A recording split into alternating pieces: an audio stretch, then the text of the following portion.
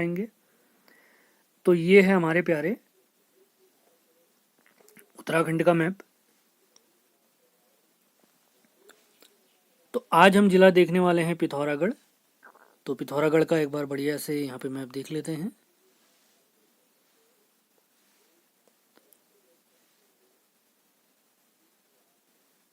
ये पिथौरागढ़ का डायग्राम है, आप देख सकते हैं, ये पिथौरागढ़ का मैप है। तो वैसे उत्तराखंड का देखें तो उत्तरी सीमा चीन से लगती है, पूर्वी सीमा नेपाल से, दक्षिणी सीमा उत्तर प्रदेश से और पश्चिमी सीमा हमारे हिमाचल प्रदेश से लगती है।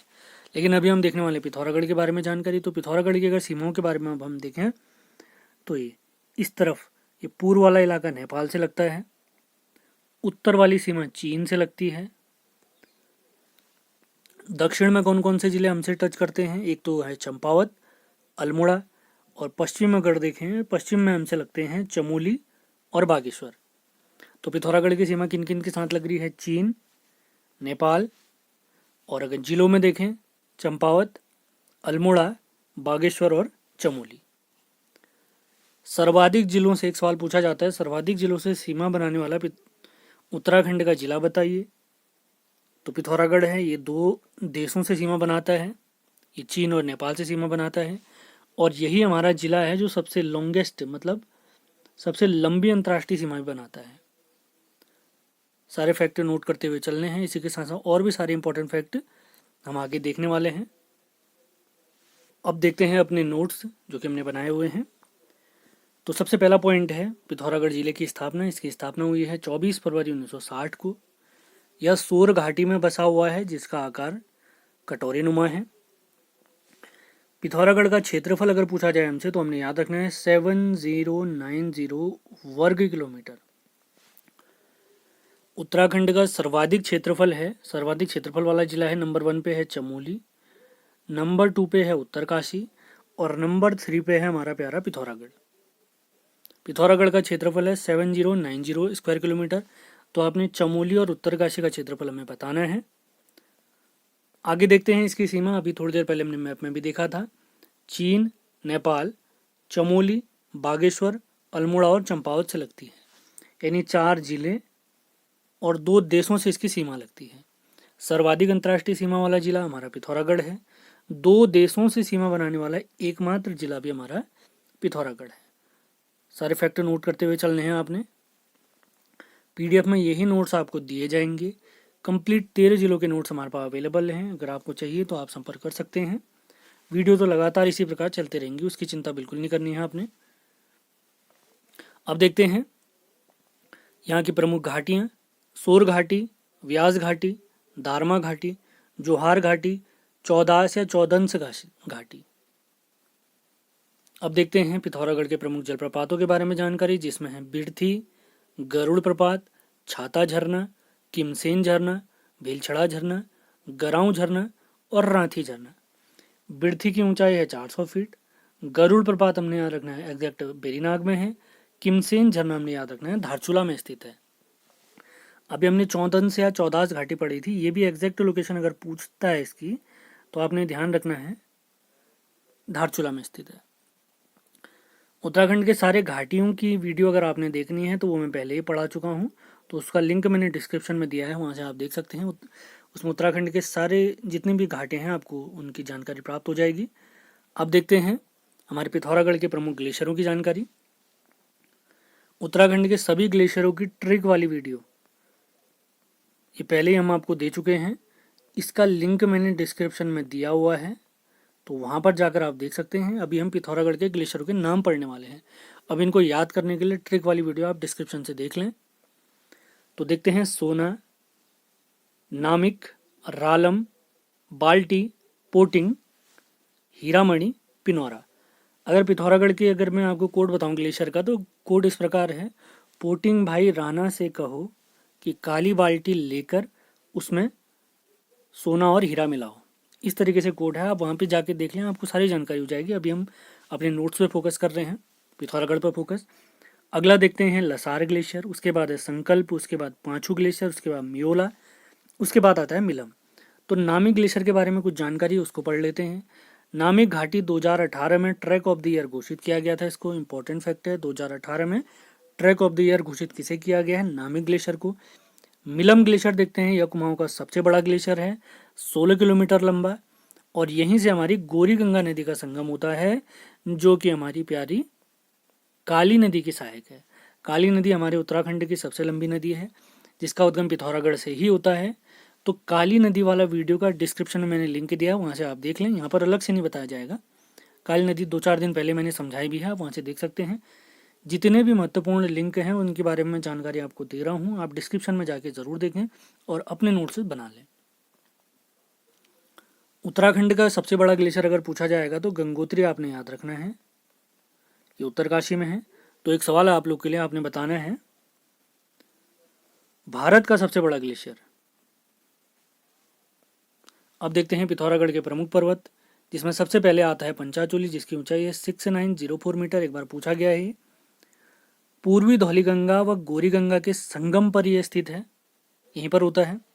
अगला है लंकेश्वर, गंगोली हाट के उत्तर में स्थित है। शैलेश्वर, ये गंगोली हाट के दक्षिण में स्थित है। नंदाकोट व गुन्नी पर्वत, यह चमोली और पिथौरागढ़ में स्थित हैं दोनों पर्वत। उसके बाद आता है मरिंग तुंग पहाड़ी, इसके बाद आता है तारा पहाड़, इसके बाद आता है हरदोल चोटी। हरदोल शब्द का अर्थ होता है टेम्पल ऑफ गॉड, यानी भगवान का मंदिर। हरदोल का अर्थ क्या है? टेम्पल ऑफ गॉड या भगवान का मंदिर। इसकी ऊंचाई है 7151 मीटर और यह मिलम घाटी में स्थित है। मिलम घाटी में स्थित है।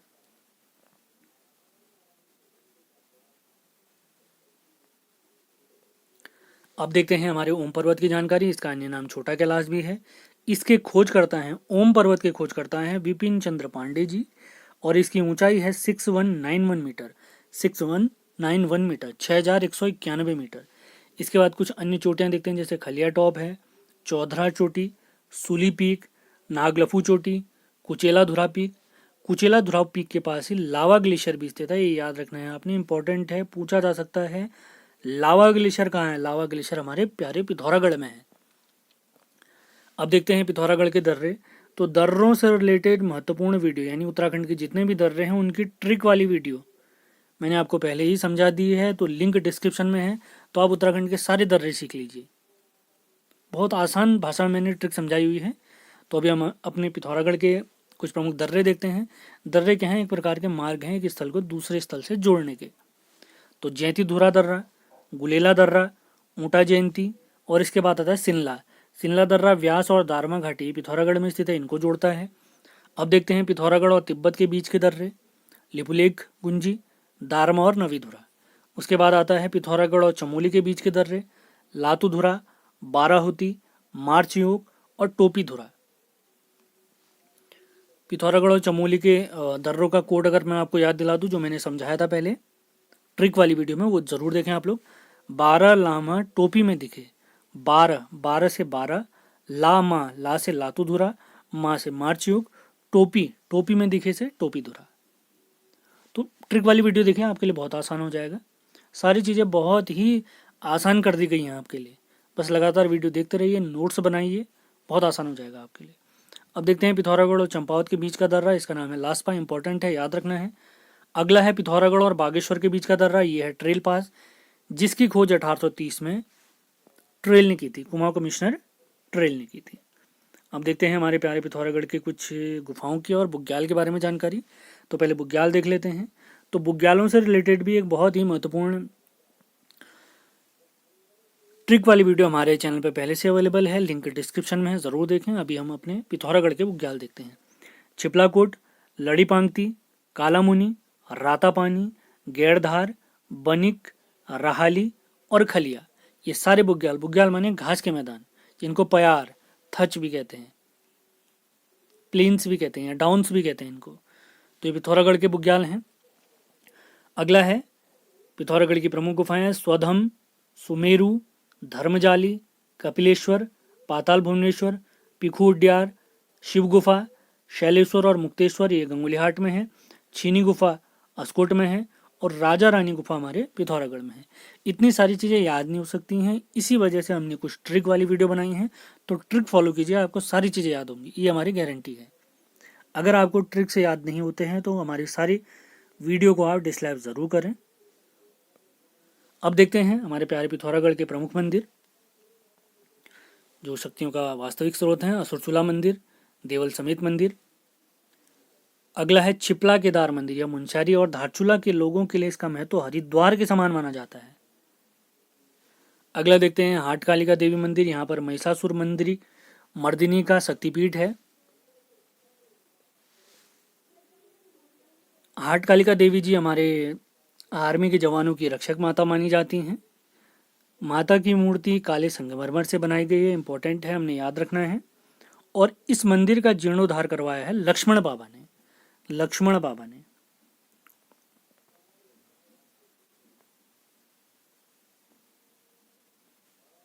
अब देखते हैं पाताल भुवनेश्वर गुफा की जानकारी। मान्यता अनुसार यहाँ पर 33 करोड़ देवी देवताओं का निवास है। यहाँ से पाताल गंगा नदी निकलती है और गुफा 160 मीटर लंबी मानी गई है। और यहाँ पर 4 युगों के प्रतीक 4 शिलाएं स्थित है, जैसे द्वापर, सतयुग, त्रेता और कलयुग। जो 4 हमारे युग होते हैं, जैसे कलयुग, द्वापर, त्रेता और सतयुग, इनसे रिलेटेड 4 शिलाएं यहाँ पे रखी गई हैं, काफ़ी इंपॉर्टेंट है। अगला देखते हैं जानवीनवाला। ये भी हमारे गंगोली हाट में स्थित है। बेरीनाग मंदिर, ये नाग देवताओं से संबंधित मंदिर है। कोटगाड़ी मंदिर, कोटगाड़ी माता का मंदिर, ये न्याय की देवी मानी जाती हैं। जयंती मंदिर या ध्वज मंदिर भी पिथौरागढ़ में स्थित है। हुकरा देवी माता मंदिर, ये भी हमारे पिथौरागढ़ में स्थित है। उसके बाद है अन्यारी देवी मंदिर। उसके बाद है गुरना माता मंदिर। गुरना माता मंदिर को पाषाण देवी मंदिर भी कहते हैं। इसके बाद आता है मल्लिकार्जुन मंदिर, ये हमारे धारचूला में स्थित है। इसी के साथ साथ नकुलेश्वर, कपिलेश्वर, अर्जुनेश्वर, ये सारे मंदिर हमारे पिथौरागढ़ में हैं। उसके बाद हम आते हैं चौमू देवता मंदिर। यहाँ पर चौपकिया मेला भी लगता है, महत्वपूर्ण फैक्ट है। अगला आता है कोटली का विष्णु मंदिर, जिसे भारत सरकार ने 2019 में राष्ट्रीय धरोहर घोषित किया है, नेशनल हेरिटेज। इसके बाद आता है थल केदार और केदार जी, हमारे भगवान शिव जी का पूजा स्थल है, प्रसिद्ध पूजा स्थल।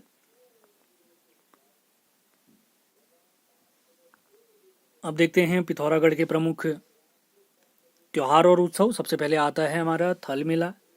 इसकी शुरुआत हुई है 13 अप्रैल 1940 को। जलियांवाला बाग दिवस की याद में इसकी शुरुआत की गई थी, इंपॉर्टेंट फैक्ट है। थल मेला 13 अप्रैल 1940। इसके बाद हम आते हैं मोष्टमानु मेला की तरफ। 16 सितंबर को ये लगता है प्रतिवर्ष। इसके बाद है हमारा बासुकी नाग मेला, ये बेरीनाग में लगता है। बासुकी को भगवान विष्णु के रूप में यहाँ पर पूजा जाता है, महत्वपूर्ण फैक्ट। उसके बाद है बौराड़ी मेला, ये सेम देवता से रिलेटेड है। अब देखते हैं जौलजीबी मेला, डीडी हाट में लगता है। यह काली और गोरी के संगम पर स्थित है। इस मेले की शुरुआत 1914 में गजेंद्र बहादुर जी ने की है, महत्वपूर्ण फैक्ट है। 14 से 19 नवंबर को लगने वाला यह मेला भोटिया व्यापार और घोड़े के व्यापार से संबंधित है। एक बार हमारे यूके SSS में यही सवाल भी पूछा गया था, कौन सा मेला घोड़े के व्यापार से संबंधित है, तो आपने याद रखना है जौलजीबी मेला। इसके बाद आता है कंडाली उत्सव। यह प्रत्येक 12 वर्ष में आयोजित होता है, जैसे हमारा कुंभ लगता है, महाकुंभ लगता है 12 वर्षों में। इसके बाद आता है गबला देवता उत्सव। यह गणेश जी का अवतार माने जाते हैं और दारवा व्यास घाटी में इसको मनाया जाता है, भोटिया जनजाति से रिलेटेड है ये। इसके बाद आता है हमारा हिल जात्रा उत्सव। हिल जात्रा का अर्थ है दलदली भूमि पर किया जाने वाला खेल, जिसका अन्य नाम इंद्र जात्रा है। यहाँ पर स्वांग नृत्य का आयोजन किया जाता है और हिल जात्रा उत्सव हमारे नेपाल की देन माना जाता है और नेपाल में ही इसका नाम प्राप्त होता है इंद्र जात्रा। धान रोपाई के समय यह आयोजित किया जाता है, जो कि जिस समय धान की रोपाई होती है उसी समय पे। अब देखते हैं मोस्ट इंपॉर्टेंट यात्रा, कैलाश मानसरोवर यात्रा। जून से सितंबर के मध्य आयोजित की जाती है। यात्रा की अवधि लगभग 40 दिन की है। इसके आयोजक हैं भारत का विदेश मंत्रालय, कुमाऊं मंडल विकास निगम और ITBP, Indo Tibet border police. और यात्रा का मार्ग अगर हम देखें तो दिल्ली, अल्मोड़ा। व्यक्ति अगर पिथौरागढ़ का भी निवासी है तब भी उसे पहले दिल्ली ही जाना पड़ेगा, क्योंकि सारे चेकअप होंगे, उसके बाद ही उनको यात्रा पर भेजा जाएगा। तो यात्रा का मार्ग एक बार देख लेते हैं। दिल्ली, अल्मोड़ा, उसके बाद कौसानी, बागेश्वर, डीडी हाट और धारचूला होते हुए तिब्बत में हम एंटर करेंगे। अगला है धारचूला से 160 किलोमीटर पैदल यात्रा के तहत तवा घाट, गाला, गुंजी, नवी ढांग, लिपुलेख और उसके बाद हम पहुंचेंगे तिब्बत में।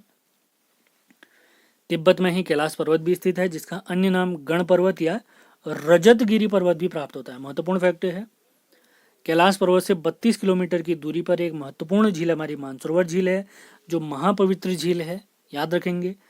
यह 22,028 फीट की ऊंचाई पर है समुद्र तल से। महत्वपूर्ण फैक्ट, 1962 इससे पूर्व यात्रा बिना वीजा के संपन्न होती थी, क्योंकि इसके बाद युद्ध हो गए थे तो थोड़ी समस्याएं हो गई थी।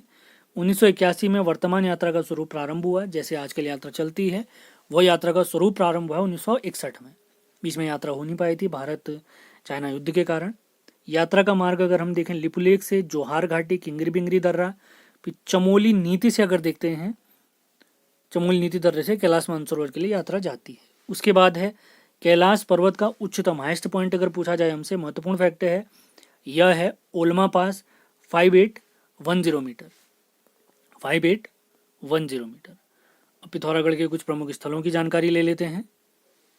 सारे महत्वपूर्ण फैक्ट पिथौरागढ़ से जिले से रिलेटेड जितने भी महत्वपूर्ण जानकारी हो सकती है, सारे हमने एक ही पीडीएफ में दिए हैं आपको। किसी भी प्रकार के आपको नुकसान नहीं होने वाला है, फायदा ही होगा। पिथौरागढ़ के प्रमुख स्थल में सबसे पहले देखते हैं डीडी हाट। डीडी हाट का अर्थ होता है छोटी पहाड़ी। डीडी का अर्थ है छोटी पहाड़ी और हाट का अर्थ है बाजार, यानी छोटी पहाड़ी पर स्थित बाजार। और किस पहाड़ी पर स्थित है डीडी हाट अगर पूछा जाएगा तो डिक्टड़ पहाड़ी पर स्थित है। डीडी हाट का सिरा क्षेत्र मल्ल राजाओं की राजधानी होती थी।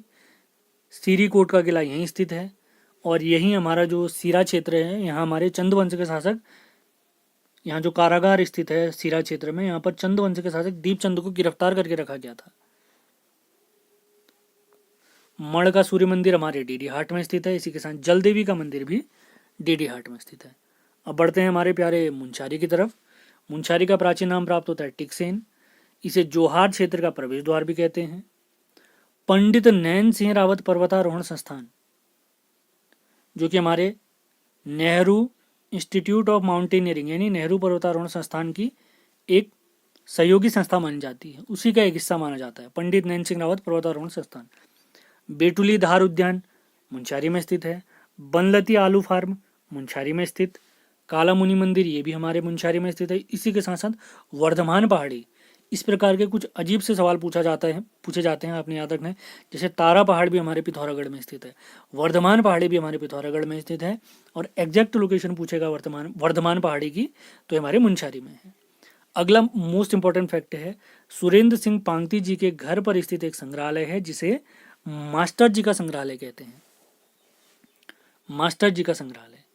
अब देखते हैं गंगोली हाट की जानकारी। इसके अन्य नाम प्राप्त होते हैं मानसखंड में सैलदेश, और इसे बसाने का श्रेय जाता है राजा सुजान देव जी को। राजा सुजान देव जी को।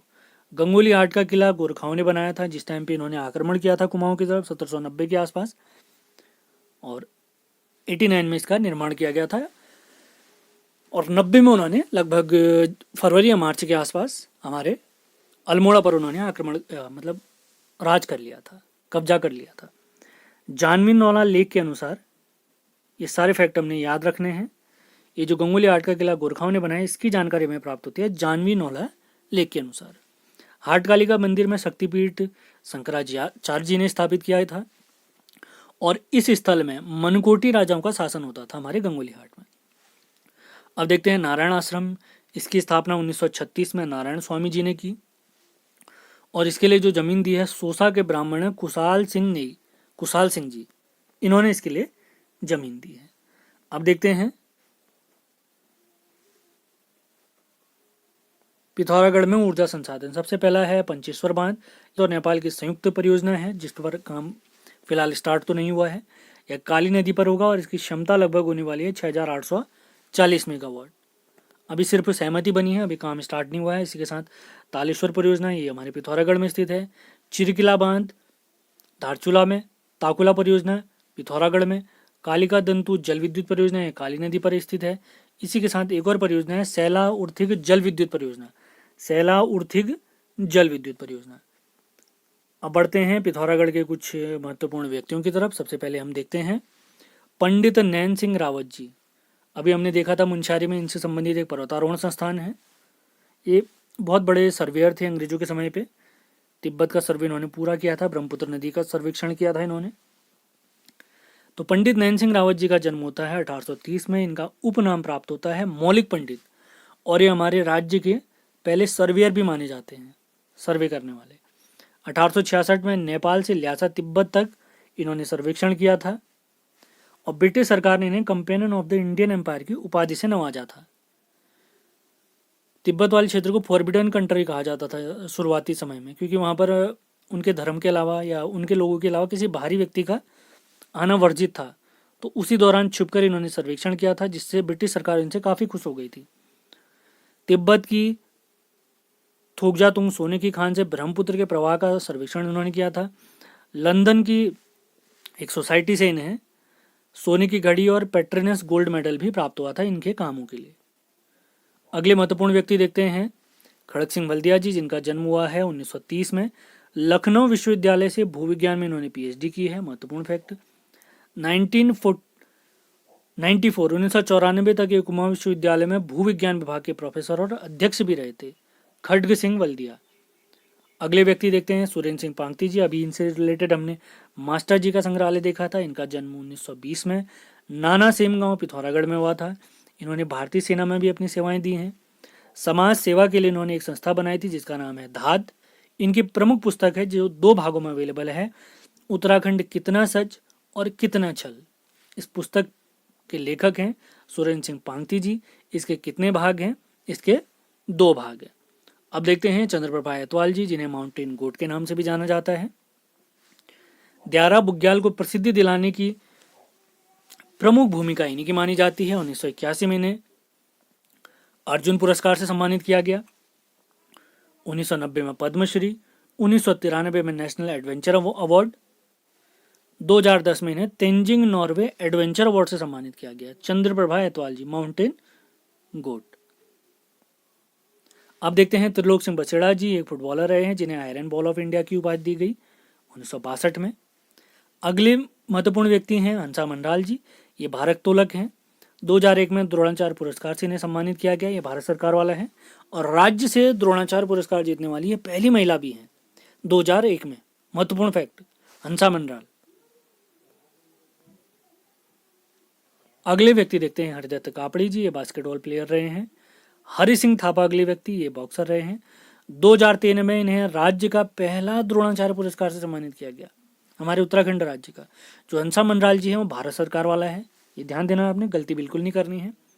अगले महत्वपूर्ण व्यक्ति देखते हैं लवराज सिंह धर्म सत्तू जी। ये पर्वतारोही हैं। इन्होंने 7 बार एवरेस्ट विजय प्राप्त की है। 2014 में इन्हें भारत सरकार का चौथा सबसे बड़ा पुरस्कार यानी पद्मश्री से नवाजा गया है। पहला आता है भारत रत्न, दूसरा आता है पद्म विभूषण, तीसरा आता है पद्म भूषण और चौथा सबसे बड़ा पुरस्कार है भारत सरकार का पद्मश्री, जो कि आम नागरिकों को दिया जाता है। अगले व्यक्ति देखते हैं रीना कौशल धर्मसत्तू जी। ये पिथौरागढ़ से पहली स्कीइंग प्लेयर हैं। 31 दिसंबर 2009, मोस्ट इंपॉर्टेंट करके चलें इस डेट को, अंटार्कटिका के 900 किलोमीटर के स्कीइंग ट्रैक को इन्होंने 40 दिनों में पूरा किया था।